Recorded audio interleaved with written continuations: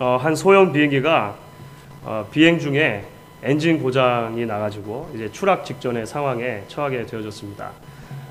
그 비행기에는 조종사가 타고 있고 조종사 외에 3명의 승객이 타고 있었습니다. 한 명은 과학자이고 다른 한 명은 목사이고 다른 한 명은 어린아이였습니다. 이제 그 비행기가 거의 이제 추락을 하려고 하니까 먼저 비행사가 이렇게 말을 했습니다. 나는 집에 늙은 부모님이 계시고 아내도 있고 그리고 3 자녀가 있습니다. 나는 꼭 살아야 됩니다. 이 말을 마치자마자 제가 참 그걸 빼먹었네요. 4명인데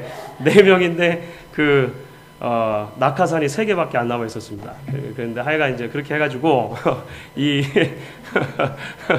제일 중요한 낙하산 이야기를 빼먹었어요. 이 비행사가 제일 먼저 이게 말을 마치자마자 낙하산 중에 하나를 얼른 가지고 이제 뛰어내렸습니다. 그 말이 끝나자마자 이제 과학자가 또 얘기하는 거죠. 저는 제가 가지고 있는 이 분야에서 정말로 독보적인 지식을 가지고 있습니다.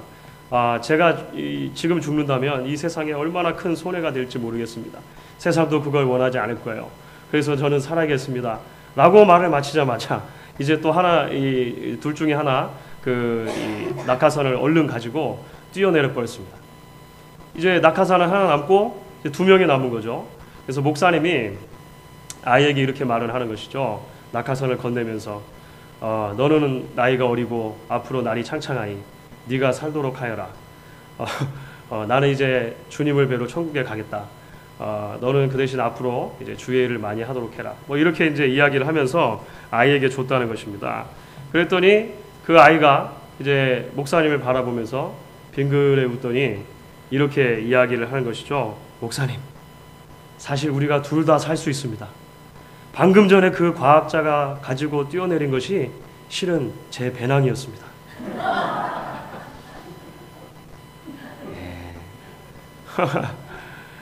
뭐 이거 우스개로 누가 지어낸 이야기입니다. 이게 여러분들 찾아보시면 비슷한 이야기가 여러 가지 버전으로 많이 돌아다녀요. 하여간 비슷한데 누군가 우스개로 지어냈겠죠. 하지만 이야기를 통해서 보는 것처럼 우리는 누구나 다 이야기의 과학자처럼 항상 잘못 판단하고 잘못 생각할 수 있는 가능성, 그렇죠? 실수할 수 있는 가능성을 다 가지고 있는 사람들인 것 같습니다. 낙하사진인 줄 알고 짚고 뛰었는데 배낭일 수 있는 가능성이 충분히 있는 거죠. 우리가 살다 보면 이런 종류의 그런 실수들을 하게 되는 것을 우리가 발견하게 되어집니다.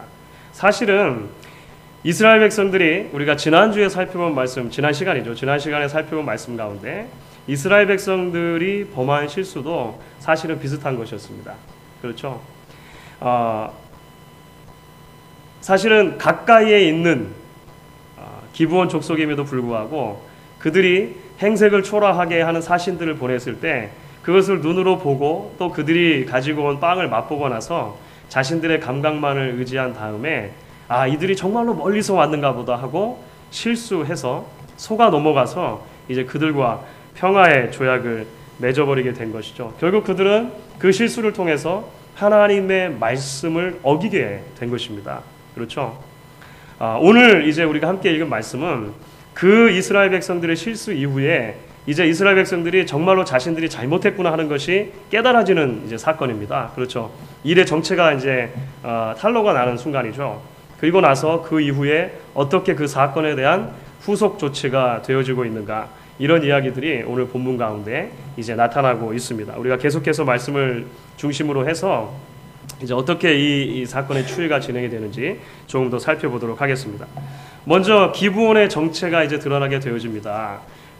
기브온 백성들과 평화의 조약을 맺은 지 3일 만에, 그렇죠, 오늘 본문을 보면 3일 만에 그들이 큰 실수를 했다는 것을 이제 깨닫게 되었습니다. 16절 말씀에 이제 이렇게 기록이 되어 있습니다. 그들과 언약을 맺은 후 3일이 지나서야 그들은 근린에 있어 자기들 중에 거주하는 자라 함을 들으니라. 그렇죠. 우리가 지난 시간에 살펴본 것처럼 이스라엘 백성들이 항상 그 전초 기지로 삼고 있는 곳은 길갈이라고 하는 곳입니다. 그렇죠. 그 길갈에서 이제 기브온 사람들이 있는 기브온 땅까지 거리는 대략적으로 한 20마일 정도 됩니다.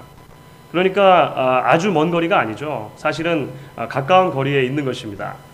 그런데 그들이 말씀드린 것처럼 이제 변장을 시켜가지고 자신들의 사신들을 변장을 시켜가지고 이제 속이기 위한 작전을 쓰게 되었고, 기브온의 백성들의 입장에서 보면 그들의 속임수 작전이 멋들어지게 성공한 거죠. 하지만 이스라엘 백성의 입장에서 볼 때는 완전히 속아 넘어간 것입니다. 속아 넘어가서 결국은 그들과 화평의 조약을 맺고 하나님의 말씀을 어긴 그러한 결과를 가지고 오게 되었다라고 하는 것이죠. 이제 이렇게 얼마 지나지 않아서 이스라엘 백성들이 기브온 사람들이 먼 곳에서 사는 사람들이 아니고 자신들과 가까이 지척에 있는 사람들이라고 하는 것을 듣게 되었을 때, 이제 이스라엘 사람들이 제일 먼저 보인 반응은 무엇이었습니까? 우르르 몰려가는 것입니다. 정말로 그 사람들이 가까이 살고 있는가 보자, 뭐 이런 것도 있었겠고, 그들을 막 처벌해 줘야겠다는 생각이 있었을지도 모르겠습니다. 하여간 그들에게로 이제 우리로 몰려가는데, 이스라엘 백성들 거의 전체가 다 움직여 가야 되기 때문에 이제 20마일 정도 되는 거리지만 한 3일 정도 걸려서 갔다라고 성경을 우리에게 기록을 하고 있습니다. 그런데 이스라엘 백성들이 기브온 족속들이 있는 곳까지 가서 발견한 것이 무엇입니까? 야, 정말로 이들이 가까이 살고 있구나 라고 하는 것 하나 하고, 그 다음에는 이 기브온이라고 하는 곳이 이 아주 조그만 그런 별 볼 것 없는 그런 도시가 아니라 아주 굉장히 크고 강성한 도시 국가들이었다라고 하는 것을 발견하게 됩니다. 사실 오늘 17절 말씀을 계속해서 한번 보겠습니다. 17절 말씀 이렇게 기록합니다.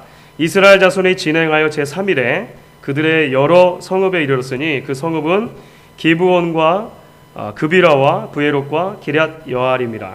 여러분, 이게 무슨 말일까요? 조금 어려울 수 있는데 이렇게 이해하시면 됩니다. 기브온 족속이라고 우리가 전체를 부를 수 있는 기브온 족속들은 네 큰 도시에 흩어져 살고 있는 네 도시의 도시 연합체였다라고 보시면 되겠습니다. 그러니까 여러분, 아이성만 해도 조그만 아이성 하나에 아이성 사람들이 다 살았던 거 아닙니까? 그렇죠. 여리고성 사람들 하면 여리고성 하나에 다 살았던 것 아닙니까? 그렇죠. 그런데 기브온 족속들 이렇게 하면 단순히 한 도시에만 있는 게 아니고 내 성에 흩어져 살아야 할 만큼 많은 사람들이었다라고 하는 거예요.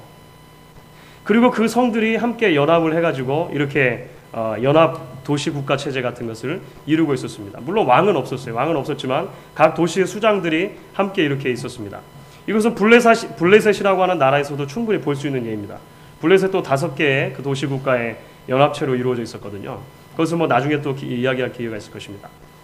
여러분들, 놀라운 것은 이제 앞으로 이제 이야기가 넘어가면서 이 기브온이 항복한 이야기에 굉장히 충격을 받은 주위 도시 국가들이 있었어요.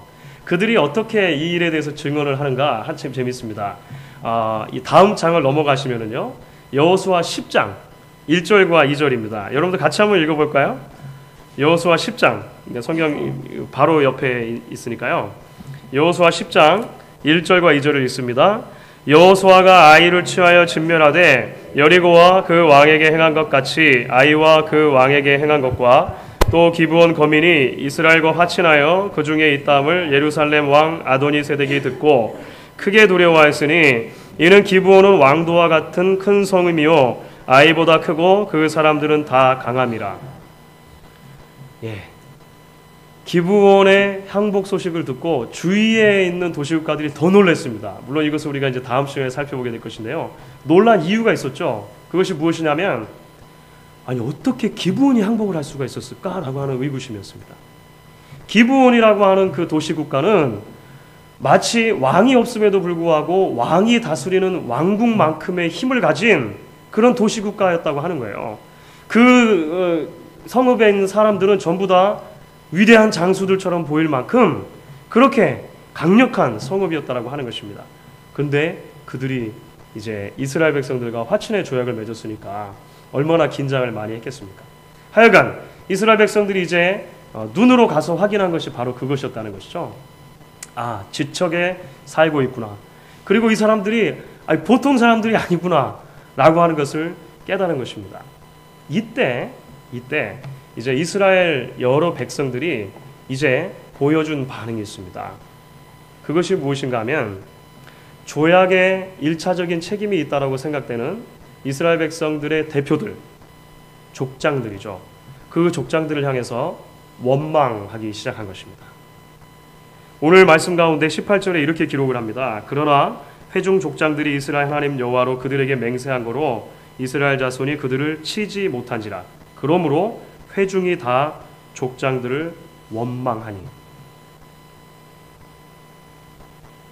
이게 무슨 말입니까? 이 족장들이라고 하는 것은요, 우리가 지난번에도 잠깐 언급을 드렸습니다만 각 지파의 대표들 격입니다. 그래서 이스라엘 백성들을 이렇게 효과적으로 통치하고 효과적으로 이제 이스라엘 백성들이 움직여갈 수 있도록 각 이 지파에서 말하자면 우두머리들, 수령들을 세운 것이죠. 지파의 리더들이라고 하시면은 틀림이 없을 것입니다.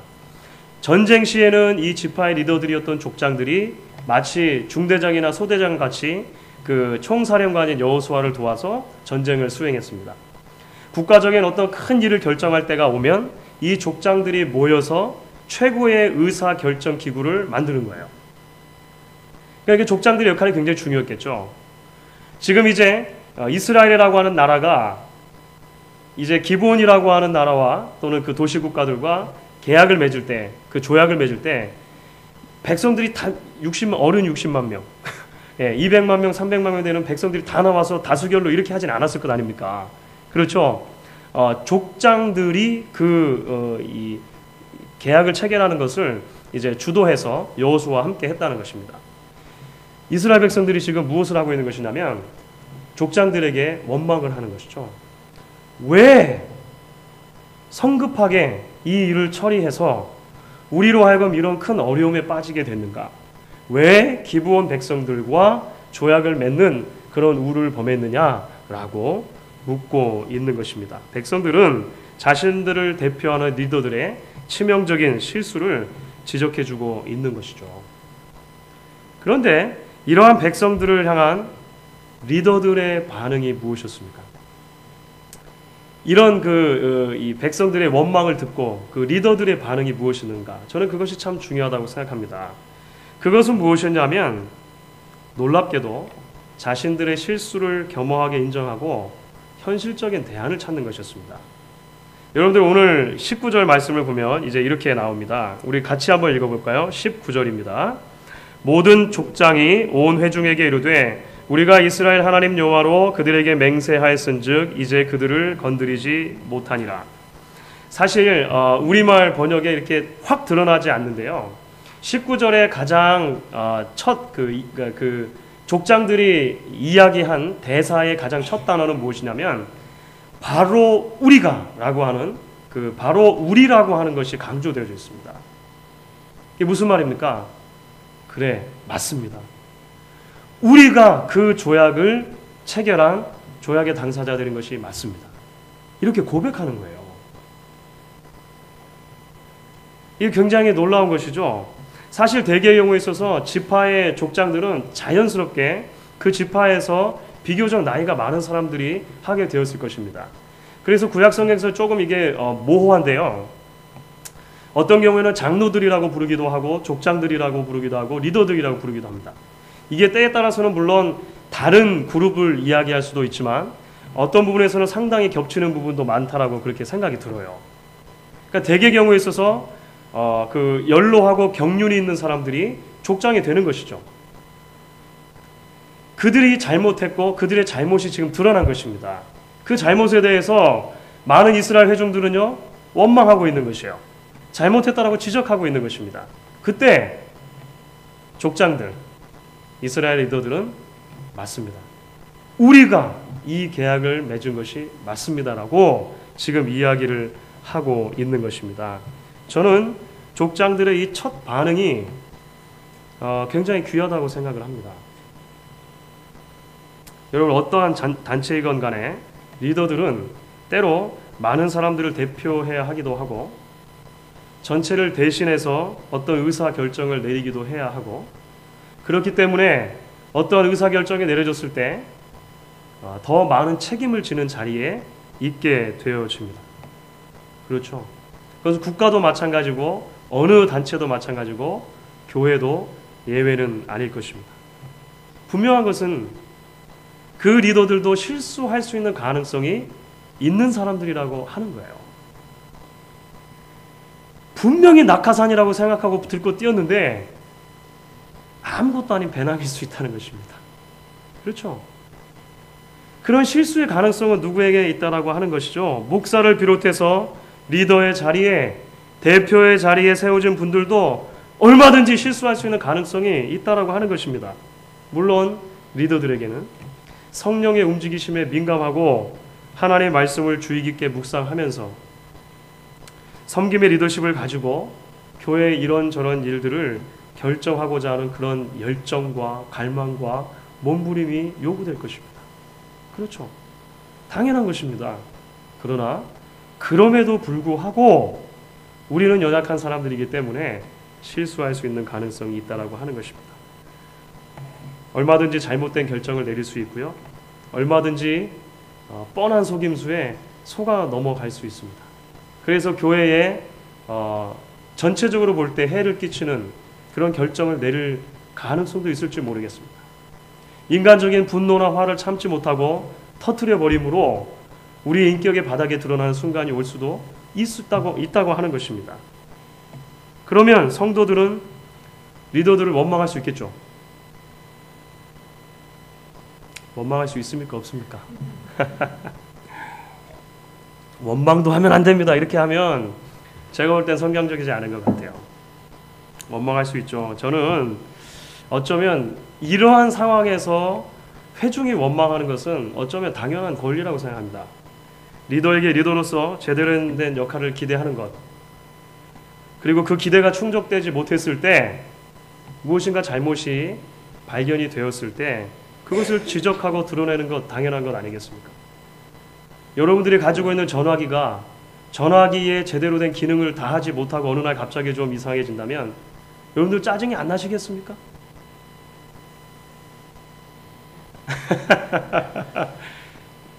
그 전화기가 굉장히 긍휼히 여겨져 가지고 아유 불쌍한 전화기 그동안 얼마나 고생했냐. 저는 당연한 것 같아요. 당연한 것 같습니다. 1차적인 반응이 이럴 수 있다라고 하는 것이죠. 그런데 바로 그때 리더들이 어떠한 반응을 보이느냐라고 하는 것이 그 문제를 어떻게 풀어갈 수 있느냐에 아주 중요한 출발점이라고 생각을 합니다.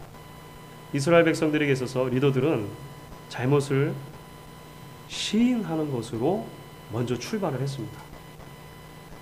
왜냐하면 여기서부터 바로 조금 더 건설적이고 창조적인 문제 해결 방법이 시작이 되는 거예요.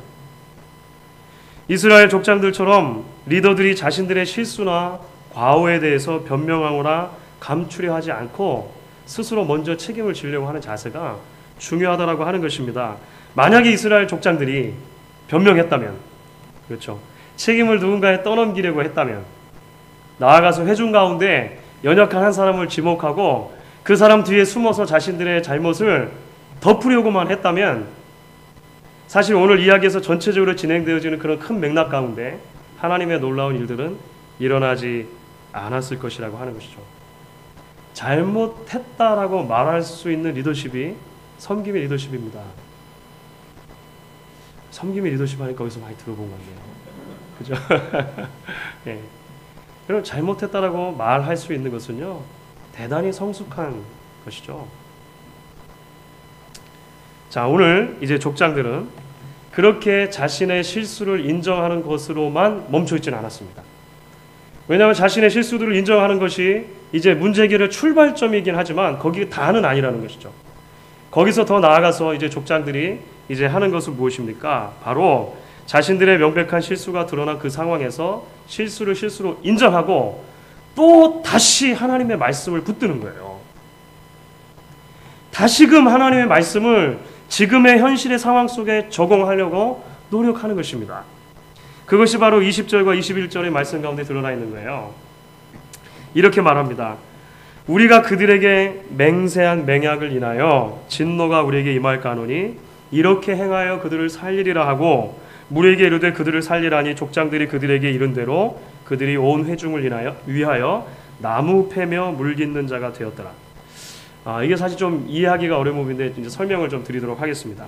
먼저 무엇보다도 족장들은 기브온 백성들이 속임수를 쓰긴 썼지만 일단 계약이 맺어졌을 때 그 계약을 다시는 파기할 수 없다는 것을 인정했어요. 그렇죠. 사실 오늘 본문 가운데 조금 이렇게 근저에 깔려있는 좀 암시되어 있는 부분 중에 하나가 뭐냐면 이스라엘 백성들이 3일에 걸쳐서 전체가 다 기브온 백성들을 향해서 나아간 것은 사실 이게 속임수에 속아서 이 계약을 맺었기 때문에 여차하면 이스라엘 백성들 전체가 지금 기브온을 향해서 전쟁할 태세를 갖추고 갔다라고 볼 수도 있습니다. 그렇게 읽는 학자들도 꽤 돼요. 그런데 족장들은 뭐라고 말합니까? 안 된다. 칼집을 도로 꽂으라. 이렇게 하는 거죠.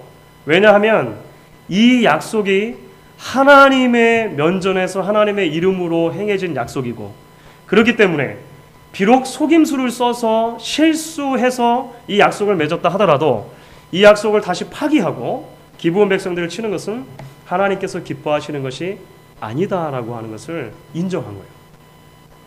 그러니까 이 실수의 상황에서도 어떻게 하면 하나님의 뜻이 어디에 있는가를 발견하려고 노력한 것입니다. 그러면 기브온 백성들이 이제 어떻게 처리할 것인가? 오늘 본문 가운데 보면 그들을 살리라 이렇게 해놓고 기브온 사람들을 어떻게 사용합니까? 나무 패며 물깃는 자로 사용했다. 이렇게 나오지 않습니까? 여러분 이것이 그냥 이스라엘의 족장들이 임의로 그러면 이제 어떡하지? 기브온 백성들을 어떻게 처리하지? 그냥 물 깃고 나무 패는 일이나 시키자. 여러분 이렇게 한 것이 아니고요. 사실은 이것은 율법의 말씀을 지키려고 노력한 것입니다. 우리가 지난 시간에 살펴보았는데 이것은 신명기 10장에 나오는 말씀입니다. 20장입니다. 신명기 20장 10절과 11절에 보시면 가나안 땅 안에 있는 가나안 족속이 아닌 먼 원방에 있는 이방인들에게는 맨 먼저 전쟁을 하는 것이 아니고 평화를 선포하라고 했었습니다. 그렇죠? 그래서 먼저 평화를 선포하고 그들이 받아들이면 평화의 조약을 맺는 것이에요. 그렇게 평화의 조약을 맺었을 때 신명기 20장은 그 백성들을 어떻게 처리할 것인가? 종으로 부릴 수 있다라고 신명기 20장이 말합니다. 그러니까 지금 상황에서 철저하게 기본의 이스라엘의 족장들은 말씀을 순종하려고 노력하고 있다라고 하는 것이죠. 이미 지나간 일, 그렇죠. 여러분들 다시 말씀드립니다. 계약을 맺은 것, 조약을 맺은 것을 돌릴 수 있습니까? 없습니까? 이건 없어요. 조약을 돌릴 수 없는 것입니다. 조약을 이미 맺어버린 것은요, 지나간 일이에요. 지나간 일. 예. 집에서 아이들이 막 뛰다가 너무나도 아끼는 무슨 화병 하나를 탁 깨트렸다고 생각해 보십시오. 시간을 거꾸로 돌릴 수 있습니까? 안 됩니다. 우리에게 그때 필요한 것은 슈퍼글루죠. 슈퍼글루. 시간을 거꾸로 돌리는 게 아니고 지금 현재 상황에서 그것을 해결할 수 있는 방법이에요. 버리든지 슈퍼글루 취하든지 하는 것입니다. 조약이 이미 맺어진 상황에서 그것을 바꿀 수는 없는 것입니다. 현실을 현실로 인정하는 것이 필요한 것이죠. 현실을 현실로 받되 지금 현실의 상황 속에서 또다시 어떻게 하면 하나님의 말씀을 최대한 순종할 수 있을 것인가? 말씀으로 돌아가는 것. 그것이 이스라엘 백성들의 족장들, 리더들이 보여준 자세였다라고 하는 것이죠. 이제 이러한 대안을 하나님의 말씀과 부합하는 것으로 인정하고 그 말씀의 요구를 실제로 끝까지 지키는 것은 백성들 전체에게 요구되는 이제 몫이었습니다. 그렇죠. 족장들이 자신들의 실수를, 자신들의 과오를 인정하고 하지만 동시에 다시 한번 그 현실 속에서 최대한 하나님의 말씀을 순종할 수 있는 방법을 제시한 것입니다. 자신들의 마음대로 생각해낸 것이 아니고요. 변명하려고 생각해낸 것이 아니고요. 말씀으로 생각해냈어요. 그러면 이제 이스라엘 백성들에게 전체에게 남겨진 과제는 무엇입니까?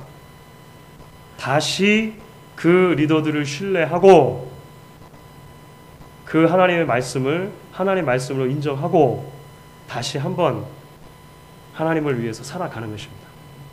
이미 지나간 것, 실수로 인정한 것에 대해서 자꾸 들춰내지 않는 것이 먼저 1차적으로 필요했겠죠. 예.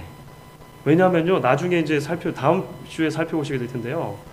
이 기브온 백성들과 언약을 맺었을 때 그 언약의 조항은 잠깐 말씀드렸습니다만, 물론 이들을 종으로 부리는 것도 포함하지만 책임도 전가되는 거예요. 책임도 필요한 것입니다. 왜냐하면 그 종 국가죠. 그 동생 국가가 어려움에 처했을 때 형 되는 국가, 주인 되는 국가가 자신의 목숨을 걸고 이 작은 국가를 구해내줄 책임이 있는 거예요. 그러니까 다음 시간에 살펴보시면은요, 아까 말씀드린 것처럼 주변에 여러 국가들이 긴장했지 않습니까? 그래서 방법이 뭐였냐면 연합군을 형성해가지고 기브온을 쳤어요. 기브온을 공격한 것입니다. 이스라엘 백성들이 이제 어떻게 해야 됩니까? 싸워줘야 되는 거예요. 가서 구해줘야 되는 것입니다. 그게 언약을 끝까지 지키는 거예요. 이스라엘 백성들이 아유, 그러니까 그때 좀 실수 안 했으면 우리가 이런 번거로움을 안 해도 되지 않습니까? 이렇게 말하면 아무것도 진척이 안 되는 것입니다. 어떻게 전쟁할 수 있습니까? 어떻게 하나님의 말씀을 계속 지켜갈 수 있습니까? 지나간 것은 지나간 것으로 묻고 다시 한번 목숨을 걸고 리더들과 함께 싸우는 결단이 필요한 것이죠. 여러분, 족장들의 입장에서 한번 생각해 보십시오. 그들도 힘들었을 것입니다. 그렇죠?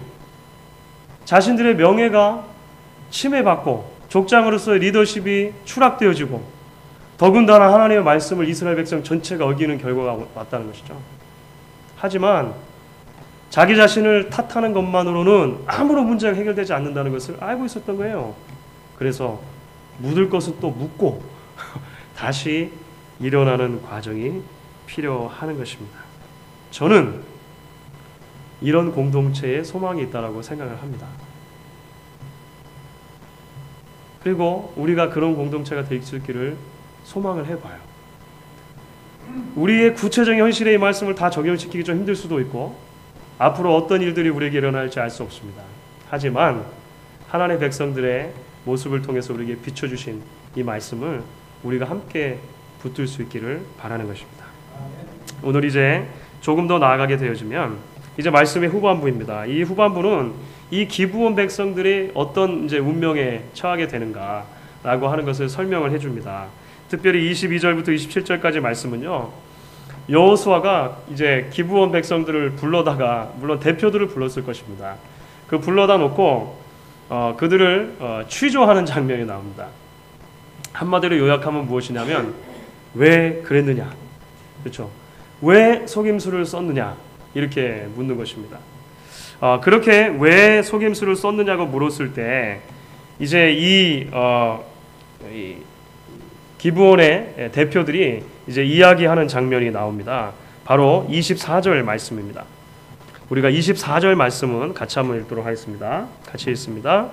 그들이 여호수아에게 대답하여 가로되 당신의 하나님 여호와께서 그 종 모세에게 명하사 이 땅을 다 당신들에게 주고 이 땅 모든 거민을 당신들의 앞에서 멸하라 하신 것이 당신의 종에게 분명히 들림으로 당신들을 인하여 우리 생명을 잃을까 심히 두려워하여 이같이 하였나이다.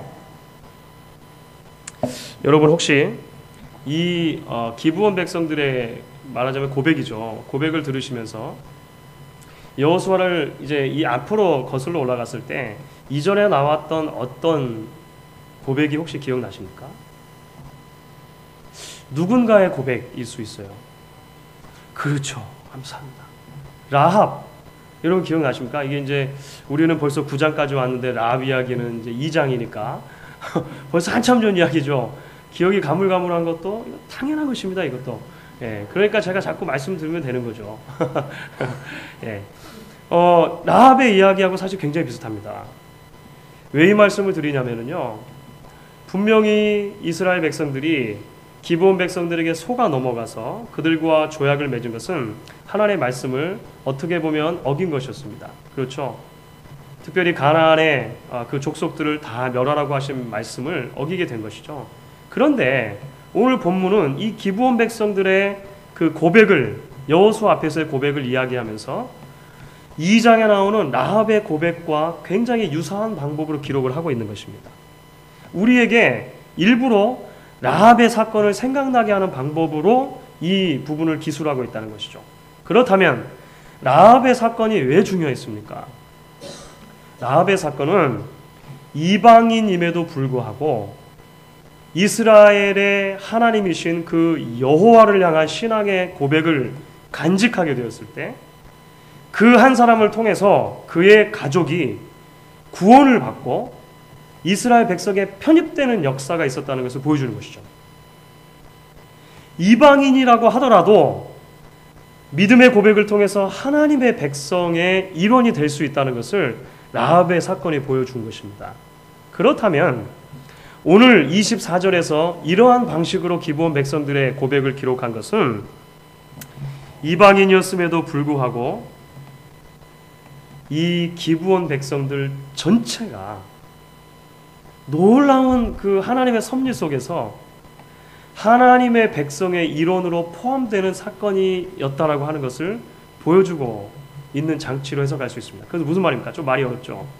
그것은 이것입니다. 이스라엘 백성들의 편에서 보면 실수의 역사이지만 그 실수마저도 하나님 나라라고 하는 큰 그림의 틀 안에서 보면 하나님께서 하나님의 구원 계획을 이루어 가시는 가운데 그들의 실수를 사용하셨다라고도 볼 수 있다라고 하는 것입니다. 사실 구약의 전체를 흐르는 여러 중요한 하나님의 구원의 메시지 가운데 하나님의 구원의 적용이 유대인들, 이스라엘 백성들에게만 한정되는 것은 아니다라고 하는 개념이 구약에도 등장합니다. 여러분. 가장 최초의 개념이 어디서 등장할까요? 아브라함을 부르시는 사건이죠. 아브라함. 이스라엘 백성의 시조가 되어지는 아브라함을 부르시고 나서 하나님께서 아브라함에게 주신 복 가운데 여러 항목들이 있는데 그 중에 하나가 무엇입니까? 너의 후손을 통해서 온 땅이 복을 받게 될 것이라는 것입니다. 아브라함을 애초에 택하신 목적은 이스라엘 백성들만을 선택된 백성으로 삼기 위함이 아니고 그 이스라엘 백성을 통해서 온 땅의 구원이 선포되어지고 적용되어진 것을 하나님이 이미 마음속에 가지고 계셨던 거예요. 그러니까 이스라엘 역사 속에서 보면 여러 이방인들이 이렇게 섞여 들어오는 것을 볼 수 있습니다. 볼 수 있어요. 여러분들이 숨은 그림 찾는 것처럼 이제 여러분들 구약을 읽어가시면서 한번 찾아보십시오. 할례 행하고 이렇게 하면 이제 그 이방인들도요 이스라엘 백성들 안으로 편입될 수 있었습니다. 우리가 겉으로 바라볼 때는 이스라엘 백성들의 실수 그리고 실패인 것처럼 기브온과의 이야기가 비춰질 수 있지만 하나님께서는 심지어 그들의 실수도 사용하셔서 하나님의 구원의 도도한 역사가 흘러가는 가운데 한 챕터를 장식할 수 있도록 해주셨다라고 하는 사실을 우리는 발견하게 되어집니다. 실제적으로 이 기브온 백성들은요 이제 원래 기브온 사람들이 살고 있었던 땅이 나중에 이제 이스라엘 12지파에게 땅을 분배해 주게 되어지면 베냐민 지파 안으로 들어갑니다. 그래서 베냐민 지파 안에서 보호를 받고 이스라엘 백성들의 일원이 되게 되었고 그들을 건드리면 저주를 받게 되어 있었습니다. 그런 것들이 앞으로 계속 드러난 것을 보게 되어지는 것이죠. 결국 그래서 어떤 신학자들은 기브온 사건을 결국 아브라함의 자손을 통해서 이방의 모든 민족이 복을 받게 되리라고 하는 그 약속이 성취되어지는 하나의 단계로도 해석하고 보고 있다라고 하는 것을 발견하게 되어집니다. 사랑하는 성도 여러분, 사실은 조심스럽습니다. 사실은 좀 조심스럽지만 우리는 이렇게 이해할 수도 있을 것 같습니다. 하나님께서는 당신의 주권에 따라서 때로는 우리의 실수까지도 전혀 예기치 않은 방식으로 당신의 뜻을 이루어가는 방편으로 사용하실 수 있다고 하는 것입니다. 이건 사실 조심스러운 거예요. 우리의 실수를 우리의 죄악된 본성을 이렇게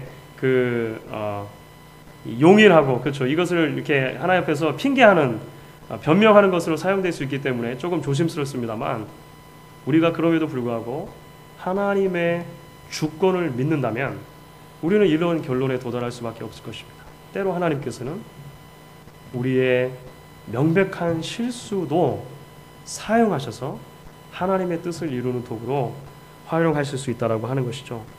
이것이 우리에게 놀라운 소망이 되는 것입니다. 왜냐하면 우리가 우리 인생의 주인이 아니고 하나님께서 우리 인생의 주인이 되신다라고 하는 사실을 바로 이 믿음의 고백이 하나님 앞에 고백을 드릴 수 있도록 만들어주기 때문인 것입니다. 오늘 우리가 말씀 속에 주시는 이러한 말씀들을 붙들고 함께 다시 한번 오직 하나님만을 우리 인생의 주인으로 고백하고 결단하는 그러한 주의 백성 될 수 있기를 간절히 바라는 것입니다.